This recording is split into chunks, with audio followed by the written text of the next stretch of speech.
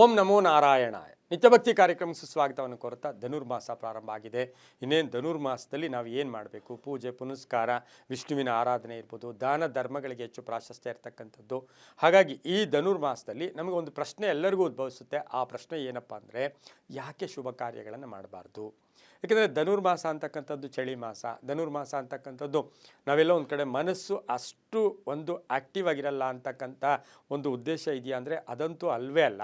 ಈ ಧನುರ್ಮಾಸ ಅಂತಕ್ಕಂಥದ್ದು ಈ ಮಾಸದಲ್ಲಿ ಯಾಕೆ ಗೃಹ ಪ್ರವೇಶ ಆಗ್ಬೋದು, ವಿವಾಹ ಕಾರ್ಯಗಳಾಗ್ಬೋದು, ಕೆಲವನ್ನು ಮಾಡ್ಕೋಬೋದು, ನಾಮಕರಣ ಇರ್ಬೋದು, ಸಣ್ಣ ಪುಟ್ಟ ಕಾರ್ಯಕ್ರಮಗಳನ್ನು ಮಾಡ್ಕೋಬೋದು. ಆದರೆ ಹೆಚ್ಚು ಪ್ರಾಶಸ್ತ್ಯ ಗೃಹ ಪ್ರವೇಶ ಇರ್ಬೋದು, ಹಾಗೆ ವಿವಾಹ ವಿಷಯಗಳಿಗೆ ನಾವು ಈ ಮಾಸವನ್ನು ಬೇಡ ಅಂತ ಹೇಳ್ತೀವಿ. ಯಾಕೆ, ಏನು ಅದರ ಹಿಂದಿನ ಹಿನ್ನೆಲೆ ಏನು, ಯಾಕೆ ಧನುರ್ಮಾಸದಲ್ಲಿ ಶುಭ ಕಾರ್ಯಗಳನ್ನು ಮಾಡಬಾರ್ದು ಅಂತಕ್ಕಂಥದ್ದಿರುತ್ತೆ.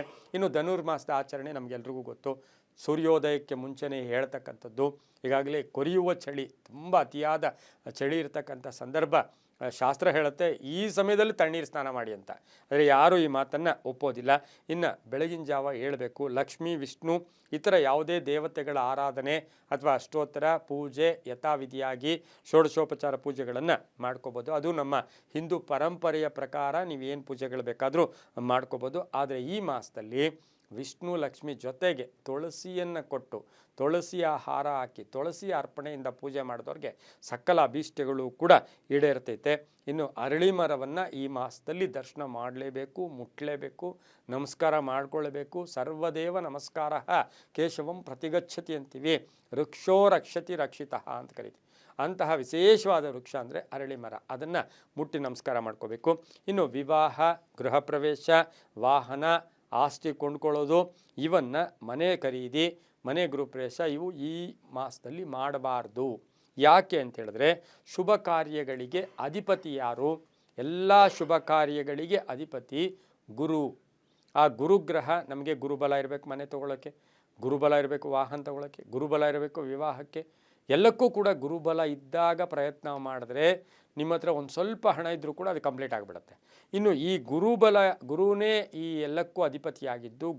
ಗುರು ಧನುರ್ರಾಶಿ ಅಧಿಪತಿ ಸಹ ಹೌದು. ಗುರು ಯಾರ ಅಧಿಪತಿ?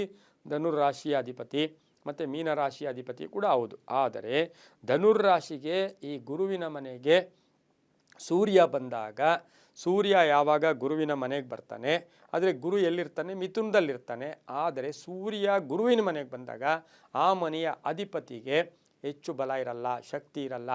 ಯಾರ್ಯಾರ ಮನೆಗೆ ಗುರು ಅಂದರೆ ರವಿ ಪ್ರವೇಶ ಆಗ್ತಾನೆ, ಆ ಪ್ರವೇಶ ಆದಾಗ ಆ ಮನೆಯ ಅಧಿಪತಿಗೆ ಅಷ್ಟು ಶಕ್ತಿ ಇರಲ್ಲ. ಇನ್ನೇನಾದರೂ ಜೊತೆಯಲ್ಲೇ ಆ ಗ್ರಹ ಇದ್ದರೆ ಅದಕ್ಕೆ ಅಷ್ಟು ಶಕ್ತಿ ಕೂಡ ಇರಲ್ಲ. ಅದೇ ರೀತಿ ಈ ಅವಧಿಯಲ್ಲಿ ಗುರುವಿಗೆ ಸ್ವಲ್ಪ ಶಕ್ತಿ ಕಡಿಮೆ ಇರುತ್ತೆ. ಈ ಶಕ್ತಿ ಕಡಿಮೆ ಇದ್ದಂಥ ಸಂದರ್ಭದಲ್ಲಿ ಯಾವುದೇ ಕಾರ್ಯ ಮಾಡಿದ್ರೂ ಸ್ವಲ್ಪ ಎಲ್ಲೋ ಒಂದು ಕಡೆ ವಿಘ್ನಗಳಿಗಂತ ನಮಗೆ ವಿಘ್ನಗಳು ಅವಿಘ್ನಗಳು ಜಾಸ್ತಿ ಆಗ್ತಾ ಇರೋದ್ರಿಂದ ಈ ಮಾಸದಲ್ಲಿ ಕೇವಲ ಜಪಕ್ಕೆ ತಪಕ್ಕೆ ಪ್ರಾಶಸ್ತ್ಯ.